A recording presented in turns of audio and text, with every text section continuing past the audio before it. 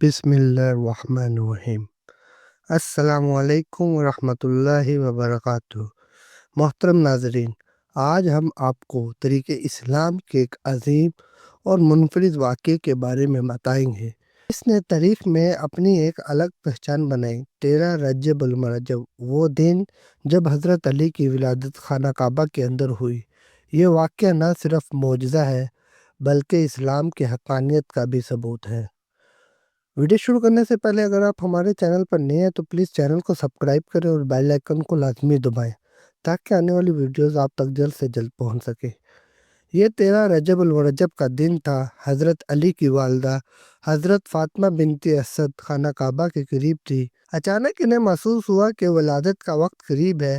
اسی لمحے انہوں نے اللہ تعالیٰ سے دعا کی، اے اللہ، میں تجھ پر اور تیرے نبیوں پر ایمان رکھتی ہوں اور تجھ سے مدد مانگتی ہوں۔ دعا کے فوراً بعد ایک حیران کن معجزہ ہوا۔ خانہ کعبہ کی دیوار شق ہوئی اور حضرت فاطمہ بنت اسد اندر داخل ہو گئیں۔ یہ منظر سب نے دیکھا لیکن کسی کو اندر جانے کی اجازت نہ تھی۔ وہ 3 دن تک خانہ کعبہ کے اندر رہیں۔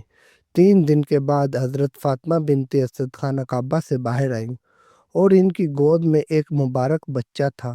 اس بچے کا نام ابو طالب نے علی رکھا، جس کا مطلب بلند مرتبے والا۔ یہ نام الہامی تھا اور رسول کریم صلی اللہ علیہ وسلم نے بعد میں انہیں مرتضیٰ اور اسد اللہ جیسے عظیم القابات سے نوازا۔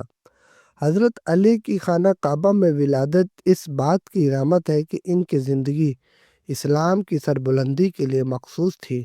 یہ وہ ہستی ہیں جنہوں نے اپنی پوری زندگی حق، عدل اور ایمان کے لیے وقف کر دی۔ محترم ناظرین، حضرت علی کی یہ مبارک ولادت ہمیں قربانی ایمان اور حق کے ساتھ جڑے رہنے کا سبق دیتی ہے۔